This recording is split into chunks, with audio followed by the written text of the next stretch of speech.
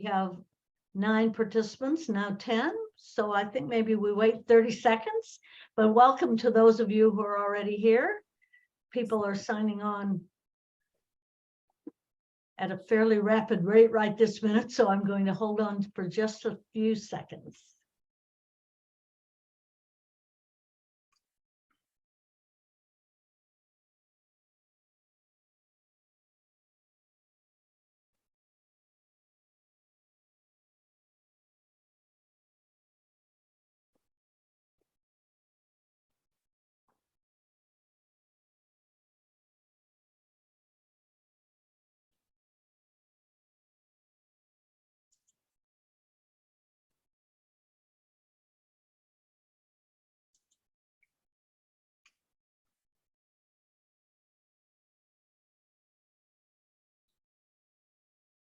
I'm going to give it till 1:02 for those of you who are signing on. As soon as my little clock says 1:02, we'll begin.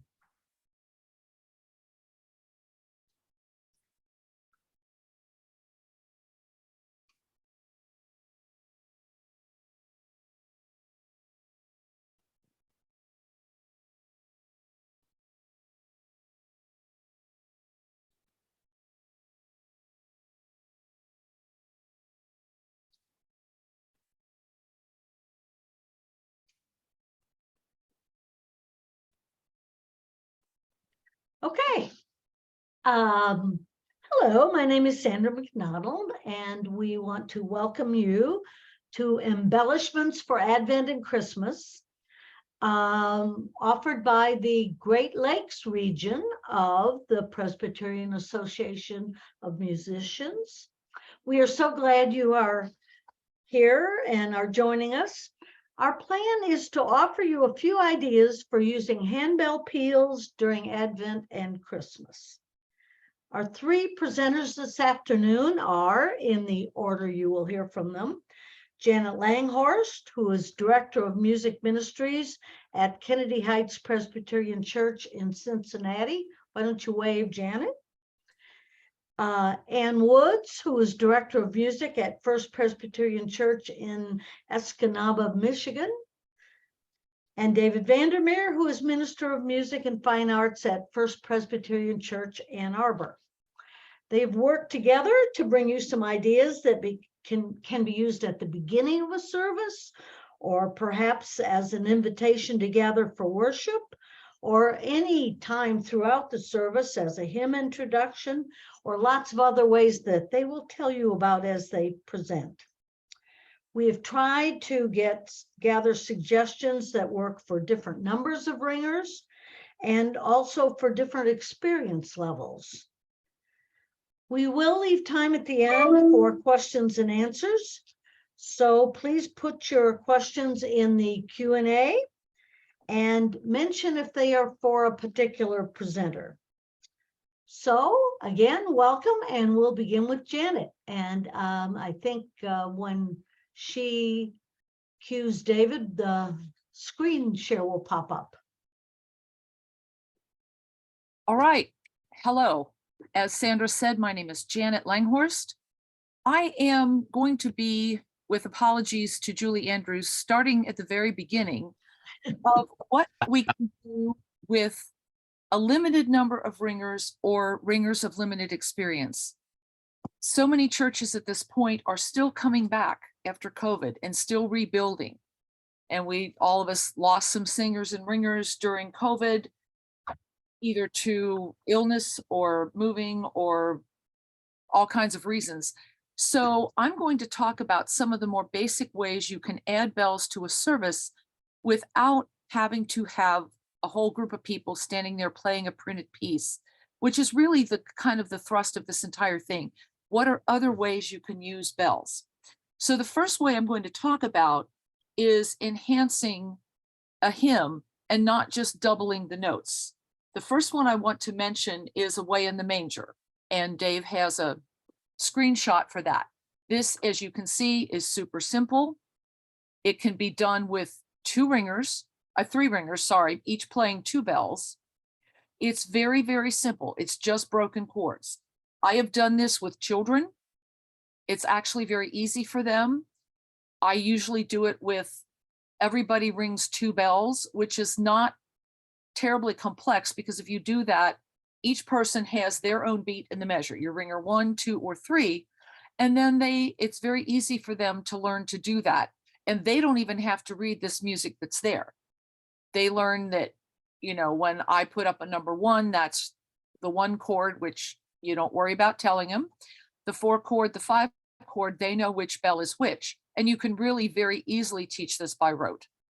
But if you have more experienced ringers, or you have more ringers available, this has all kinds of ways to be expanded. Double the octaves, add chimes, high bells, low bells, whatever occurs to you will work very nicely with this. And to a carol that we've sung and sung and sung, it just makes it sound a little bit different. The other thing I would suggest, especially with children ringing, is if you don't have chimes, don't be afraid to use your upper bells. Think about what a small hand can hold.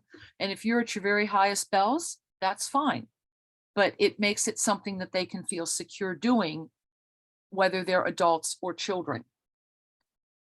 The other one hymn I want to highlight, next slide, please, Dave, is the...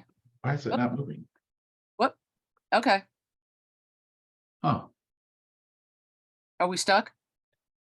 yeah. This is not good. Okay, well, I can talk while he's sliding this to the next one. The classic of Silent Night, which I know many people already have the ringers ringing the changes at the very end and all of that. And with this, I don't even write it out in notes. I just give it to my choir. Here it is. Here it is. Oop. Okay. If you're the 1 chord, the 4 chord, the 5 chord, you look at the bell, which note is it? Once again, can be done with all ages. Or even Christmas Eve, do it with mixed ages. Whoever wants to ring a bell. College kids that came back for Christmas that used to ring. Be invitational, let everybody give this a try. And I will say, as my bell choir ages, they appreciate large print on Christmas Eve when it's a little dim in the church too. If this is something you already do, think about a different configuration. You could move it around. You could be in the middle aisle. If you usually do that, try the side aisles. Anything that just makes it a little bit different. But once again, in terms of rehearsal, this is super easy and super quick. And now I want to move to anthems that are specifically labeled for children. You can stop the screen share if you want, Dave. Michael Bedford has written a series of 3 collections, and they're all published through Choristers Guild. Songs and Seasons, 7 songs for the church year, and Singing the Seasons. And these are all very short songs. They go all the way through the church year, they're liturgically based, and they all include handbell parts for maybe 4 handbells. They're super easy. You could use middle school or high school kids with your children's choir, or, and I've done this, you can even have the children ringing and singing at the same time, and it is absolutely possible to do. For our topic today, in the Singing the Seasons collection, there is one called Light One Candle for Waiting, and there is 1 verse for each week, which is a really great way to get your kids involved with Advent. It could be right before the Advent candle is lit, as the Advent candle lighters are coming forward, anything like that. But it's very easy because it's only 1 quick verse per week. And if you do get these collections, Michael Bedford follows through the church year. So it's a good investment just to have for Advent, Christmas, Epiphany, Lent, Easter, whatever. It's a really versatile collection, and there are 3 of them. I will also say at this point that all of the things that I am mentioning that are published are still available. Some of them now have moved to being available on digital downloads, so it makes it even faster. And all of this will be in our bibliography, which Dave will talk about when he is doing his section And all of this will be available following this webinar, so you don't have to try to take notes really quickly. Hal Hobson has, as we know, multitudinous writings for bells and how-tos and everything else, but he has a small collection called Service Music with Bells that includes opening sentences, responses to prayer, sentences for going forth for several different seasons of the year. And similarly to Light One Candle for Waiting, his Prepare the Way of the Lord in the Advent section of this particular collection is very easily sung each week, and you wouldn't even change it. You would just do it each week. There's a 4 handbell part that could be played by 2 ringers or even 1 bell tree. But once again, just a little something different, add a different sound, the different color of bells instead of just organ, piano, and voices. I'm going to close my section by sharing 2 pieces that are anthems for choirs, because this year we all have maybe not our favorite year, the year that Christmas and New Year fall on a Sunday. So not only have we had to deal with Christmas Eve, but now we have to deal with Christmas Day. And Michael Burkhart has written a setting of Awake, Arise, which is the French carol, Quitte Pasteur. And it has a very simple 6-bell handbell part. And it is in 2 parts, as he says, for 2 equal voices. So, mixed voice choir, family choir, whoever shows up and wants to sing, you could do it. And actually this year at my church, we're planning on a fairly informal service for Christmas morning that is centering on the shepherd's part of the Christmas story. So this works perfectly. And we're going to be in our fellowship hall, sitting around tables with your coffee. We don't care. And so my current plan, stay tuned to find out if this works, is we're going to do this as a flash mob. People are just going to pop up at their tables, and we can do this with 2 ringers. They'll get their bells, and we'll just go ahead and do it that way. But in terms of the musical preparation and the rehearsal time, which none of us have enough of right now, it's very, very minimal. And the other piece I would recommend is called Set the Sun Dancing. Some of you may know this. Music by Helen Kemp. The text is by Shirley Arena Murray, and she's, as you know, a wonderful writer. This is a very universal text, even though Helen Kemp certainly intended it for unison voices, but it does have a slightly harmonized ending to it and a 2-octave handbell part, which is much more involved than the Michael Burkhart piece, but it's all chordal, and it certainly could be broken down or simplified if you needed to do it. But the interesting thing is that the text is strictly Epiphany. It talks about, set the sun dancing, New Year, Christmas is gone. It's a perfect anthem for January 1st. But with children's choirs, it would be pretty hard to get them after Christmas vacation to show up or have a rehearsal between or whatever. That's usually not something that's going to be accomplished. But for a very easy show up early on New Year's Day and rehearse it and sing it, you could do it with an adult choir with no problem. Or once again, as I said, any kind of homecoming choir or whatever you want to call it to get everybody involved. So that concludes my section of the program, and Anne will be our next presenter. That's correct. So I want to first say, that if you don't have some of these collections and resources in your library, get them. These are all listed in the bibliography that Dave's going to share. I use the Hal Hobson creative use of handbells all the time for adding handbells. And of course, there's lots of Advent and Christmas hymns covered in there. I also purchased this past year Jason Krug's Bell Tree Descants for congregational hymn singing, which includes at least 1 Christmas hymn in there. Those can be played by a bell choir, but they're written for bell tree. We purchased a bell tree during the pandemic at my church so that someone could do some music. And we've been using it quite frequently. So those I'd like to recommend, along with William Mathis's collections After the Prelude. These are published by Choristers Guild. They're available either as a CD-ROM or as printed resources. And he's got all kinds of ideas. They're lectionary based. So there's one for each lectionary year, A, B, and C. And they have many, many, many ideas for adding handbells to worship in a variety of ways, with anthems, with introits, just doing like handbells during scripture reading or whatever. I highly recommend those. So here's what I want to talk about though. Couple things. I've used Tim Waugh's Christmas Flash Mob with my choir.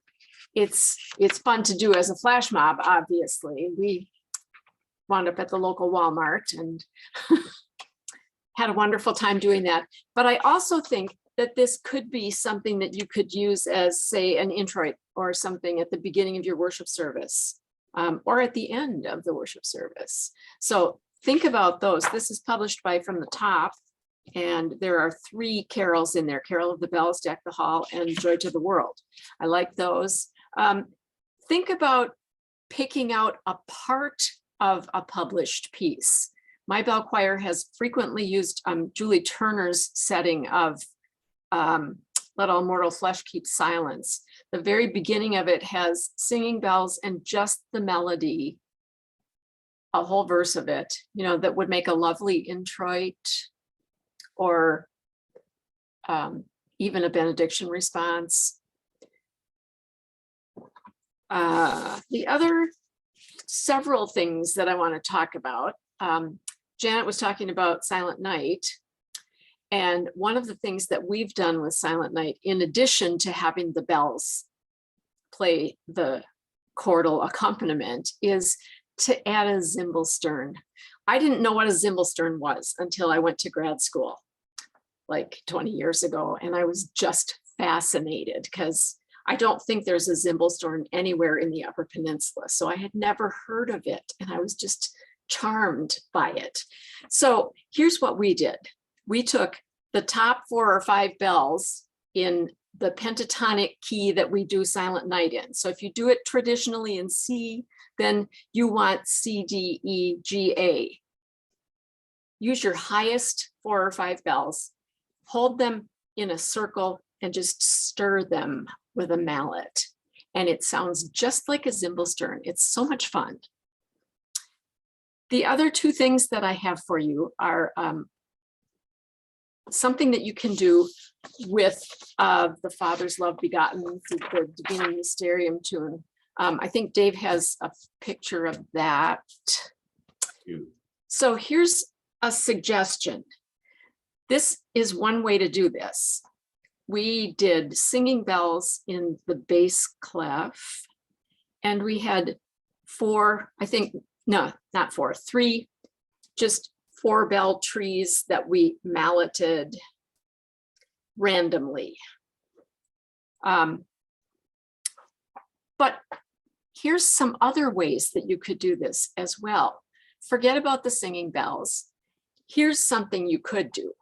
Pull out all of these bells, which would be basically, again, a pentatonic scale in E flat, which is the key that's usually performed in. Hand them out to your congregation. Say, when we get ready to sing this, ring your bell anytime you feel like it. It'll be random, but the good news is, because people are always worried about that. When I give out handbells to my congregation, they look at me like, what am I going to have to do? And I say, the good news is that I have cleverly arranged this so that you cannot possibly make a mistake. There are no wrong notes because I'm not handing you any that are wrong notes. Any note that you ring is fine. And anytime you ring it, it's fine.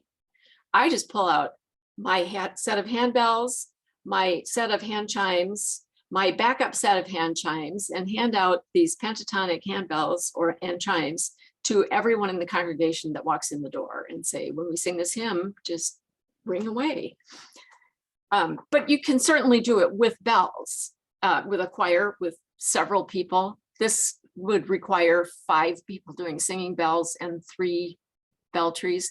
If you have this, we have We actually have 4 octaves of handbells, but I didn't write anything lower than that because I wanted the E flat as the tonic on the bottom. But if you have more octaves, feel free to add, no problem. So that's something that you can do easily. The other thing that I have is a little Christmas processional. I think that's there. This is one of those add apart processionals that we've probably all done, but this one does this. It uses 5 different just snippets of Christmas tunes. We have O Come All Ye Faithful, Angels from the Realms of Glory, Hark the Herald Angels Sing, Joy to the World, and Angels We Have Heard on High. And all you need to do, and it's really 2 measures. I've written it out as 4 measures, but everybody's just got 2 measures and then a final chord. So you start with part 1, add part 2, add part 3, add part 4, add part 5. You could add them in different orders than that if you liked. Certainly build it any way you feel like, and then play it as many times as you need to. I think what I'm going to do with this particular year, we've done this piece as a processional in the past, but what I'm going to do is begin with the people playing each part in a different part of the sanctuary and get all the parts going and then have them walk to the handbell tables. The other thing, oh, and I've given you suggested assignments. And I've written this so that there are no overlapping notes. So you don't have to, if you're in part 2, you're only in part 2. You never have to play a note that occurs in part 4 or 3 or whatever. You could certainly assign this to fewer people than what I suggested down there, especially if you have people that can play 4 in hand.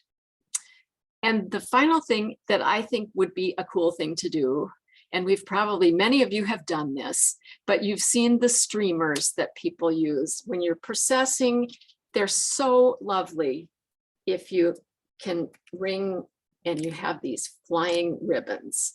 This is the easiest way I know of to do this. I have purchased cafe curtain rings. Let's see if I can undo this.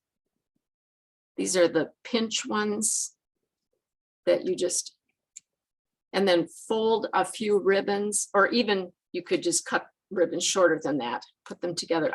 This is the only color of ribbon I could find in my house today, but I have a full complement of these at my church. And then you just clip it on there. There's no sewing, tying, anything involved. You just have to pinch this thing and stick the ribbons in, hang it on your pinky and ring. When one of my bell choir members passed away, several years ago, we were going to perform for her memorial service, and I wrote a processional for the bell choir to play at the beginning of the service.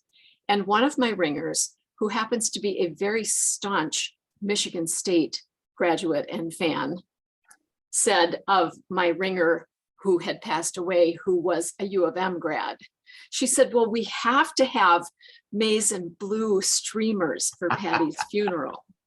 So we did. I have every imaginable color of ribbon at my church, but use liturgical colors, use red and green, use gold, use whatever works for Christmas. But this is great and so easy. I mean, you don't have to have any craft ability at all to do this. And it's very, very effective. So I think that covers just about everything that I was going to talk about. Oh, one more. I was going to also recommend the St. James Music Press. If you're not familiar with St. James Music Press, it's a subscription service that's internet-based. Now, I think they used to be somewhat more like print-based, but now it's subscription-based. You pay an annual subscription. I believe it's $159 a year, but there's an enormous quantity of music on there. Much of it for handbells. I'm actually using a little processional from that with my bells, my vocal choirs. It has a drum, and I added a violin as part of, because it's a round, and I have a violinist at my church, so we're going to do it that way. But it's got a handbell part that involves, I'm doing it with 4 ringers, and we're doubling it in octaves. So you can probably do it with 2 people easily, but it's very effective. And if you've got $159 in your music budget, it's a great way to spend it because there's an enormous quantity of music there. My handbell choir is also playing 4 Christmas carol settings that I got from there by Catherine McMichael. But there's a bunch of stuff. Just search Advent handbell or Christmas handbell on there and you'll find a lot of options. Dave, I think we're on to your part of this Thank you, program. Ann. Thanks for sharing.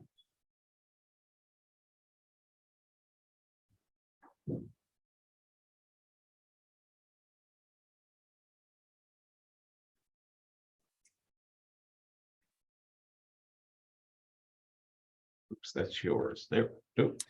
There we go. That So the looks like first yours. bell peal that I'd like to share is based on Come Thou Long Expected Jesus, Hifredal.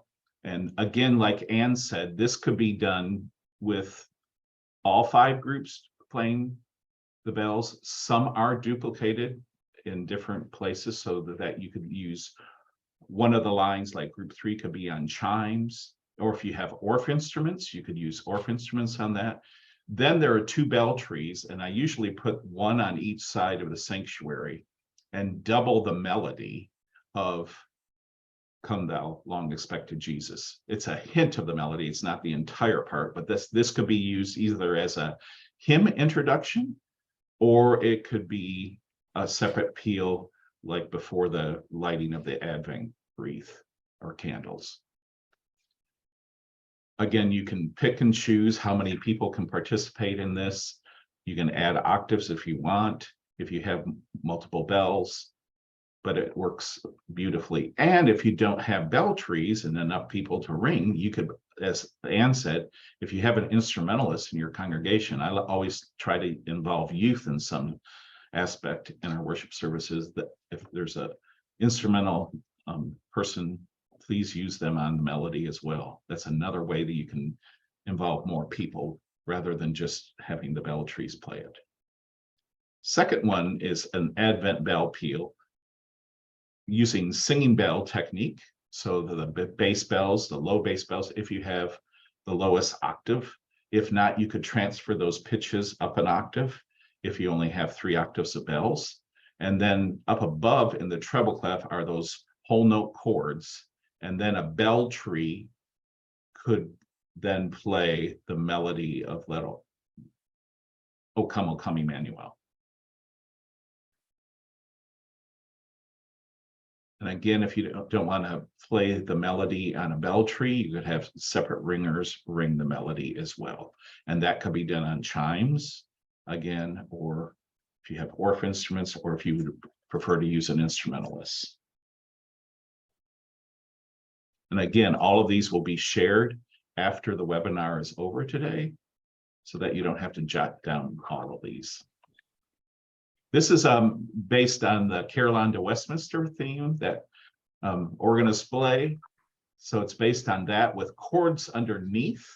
And then beginning at measure 5 on the diamond-shaped notes, those would be on chimes. So again, so like that D6 bell and chime, they're not duplicated. So I don't believe there's anything duplicated, but the chimes then would be on the melody there. And if you had the upper octave of chimes, you could actually double the melody as well, while that dun dun dun dun dun dun dun, dun is going on underneath with the chords underneath. And then at the last 4 measures, we have the duples thrown in there as well. Dee da dee dum dee dum ba da.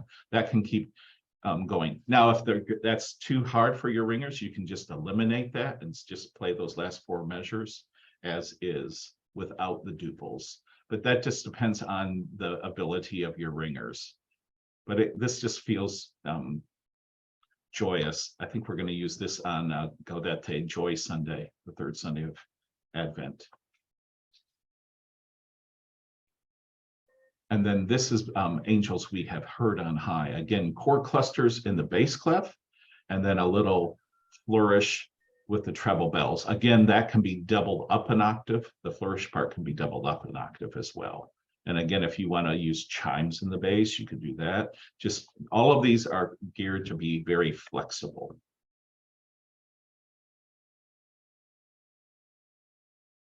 And then, not to steal Anne's version of the Julie Stitt Let All Mortal Flesh, but here's another one with singing bells, a chord cluster of singing bells, and then the melody of Let All Mortal Flesh. And then notice the whole line, and then it's repeated again, but then up an octave. And that way you could have a bell tree on one side of sanctuary, one on the other, or several ringers just ringing that melody.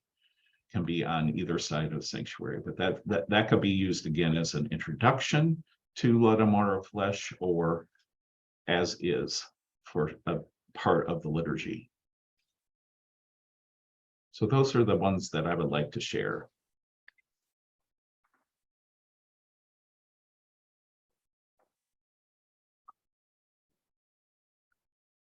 Do we have any? Okay. I just unmuted, sorry. Again, as everybody has noted, you'll have access to these, and we are very pleased for you to use them as you see fit. If you use something that is that someone has specifically written, we would appreciate it if you gave proper credit. This will be available both as a recording, and the PowerPoint will be part of that. So you have all the music that and the suggestions that people made as they presented them. So I'm going to open the floor for any questions that anyone would have. Please put your question in the Q&A. And if you choose to direct it to someone in particular, that we can do that. Or you can ask the group and everybody can chime in, whatever works for your question. So the floor is open.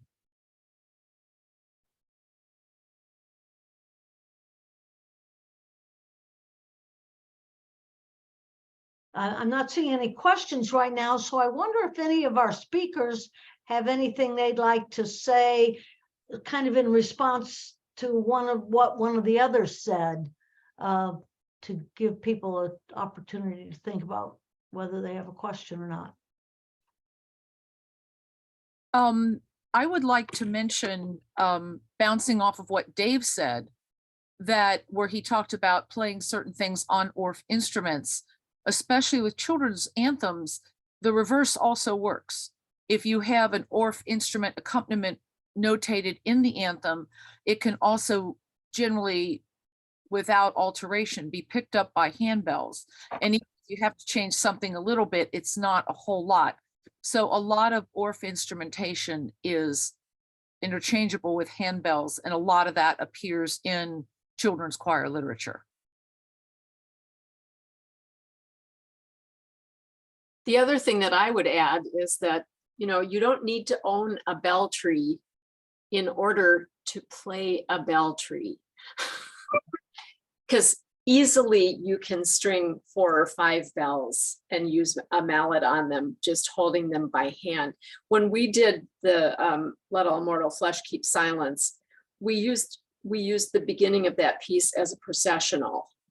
And I divided that octave melody between 4 bell trees and had 2 ringers playing that melody. And it was very easy for them to even process while they were doing that. But a lot of times, we look at something and say, oh, well, I don't have a bell tree, so I can't do that. Well, 4 or 5 bells in a string is not, I mean, if they're not the 3s, obviously, but you can put 4, 5 octave 5 bells in a tree and easily manage to hold it up and ring it with a mallet. So think about, making that option available if you don't want to invest in or don't already own a bell tree. And I would chime in too that you can actually make a very simple bell tree as well, but out of dowel. Yes. So it doesn't have to be as expensive as the steel metal ones. And the Hal Hobson book that Anne referenced, which is in our bibliography, he includes details for how to build your own bell tree in that. Mm-hmm. So it's not a big job. I would encourage you as participants to write your own and experiment on writing some of these ostinatos. They are fun to put together, and pick Advent hymn or Christmas carol or any season of the year. You could pick a hymn and experiment with some of these ostinato, 4-measure ostinato patterns and build upon it. And I would add, I'm not the musical expert of the group, but what you've seen on the various slides, those can be applied to other things. You could take was it Silent Night, Janet? And you could use that. I mean, find the right, often 1, 4, 5 works, but even more complex chords, find the right chords for whatever hymn that is coming up that you would like to just add handbell accompaniment, and make a little sheet like Janet's so that you can direct your ringers. I've seen David do that with 3- and 4-year-olds actually, and in that case you probably have to point to the chords. They're not going to see their 1 or 4, but you can color chord them. You can do it all kinds of ways. It's not difficult. Even a relatively uneducated musician like myself could pull that off. So give yourself the opportunity to be a little creative too. And like I said, even children, they love doing it. One of the I have another things that is- suggestion Oh. about Silent Night, that you can easily do that away from handbell tables. But if you are at a handbell table, you could also add some interest by adding echoes on ring, echo, echo, or tower swings. Tower swings work even if you're not at the tables, but the echo works only if you have a table to work at, obviously.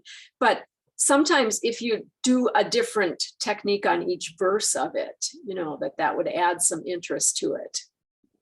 And one of the books that is in the bibliography that we'll share here in a moment, this is a book by Jeffrey Honore, 50 Quick Hymn Accompaniments. And like Sandra was saying, and what Janet already shared, the chords are already there, Right. printed out, and these are reproducible. So you just buy 1 volume and then you can reproduce right out of them.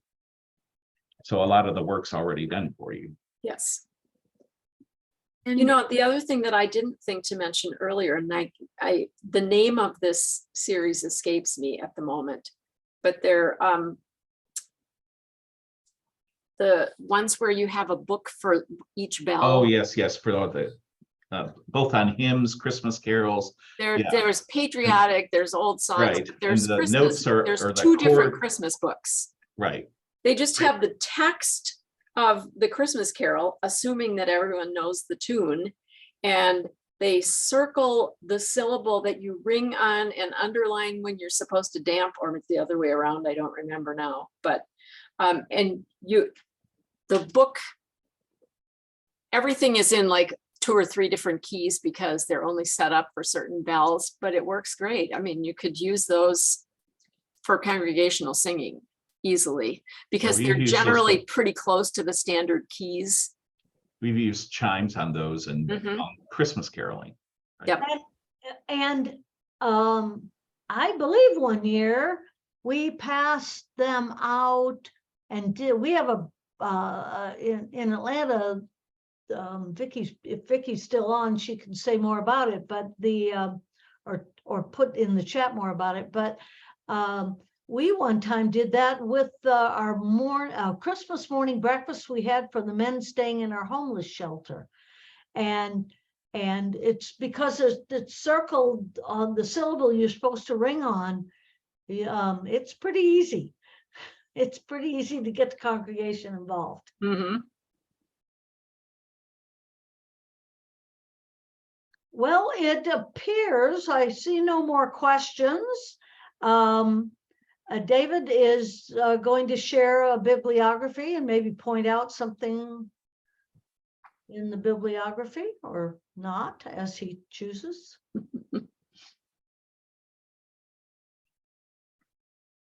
So everything we've talked about or not are listed there. We all contributed to this list. So this will be shared as well after the webinar. The only thing I would reiterate is that we are pleased for you to use anything that we presented on the slides this morning. If you would give credit to the, I believe the composers are, you'll know who did what, and feel free to use that, and that will be, the recording of this will be available on the PAM website after today. Well, we thank you very much for coming, and I think Sandra, I think we should mention that we are planning a series of webinars starting in the new year from the Great Lakes region of Presbyterian Association of Musicians on various handbell topics. And more information on that will be coming in the near future, I think. But I just want to alert everyone to the fact that we're planning that. And the other thing we would say is that the Great Lakes region is dying to hear from you and would be so interested in suggestions for topics for future webinars. Feel free to send, Anne is our president. You can send them to Anne or send them to any one of us. On the last slide is everybody's email address. We're open to your ideas. We want to serve and support your program in any way we can. And as I said, we would be excited about hearing from you. I think having said all that, we're going to sign off for now, and hope to see you at our very next webinar. Thank you all for coming. Thank you Thank for you. attending. Bye.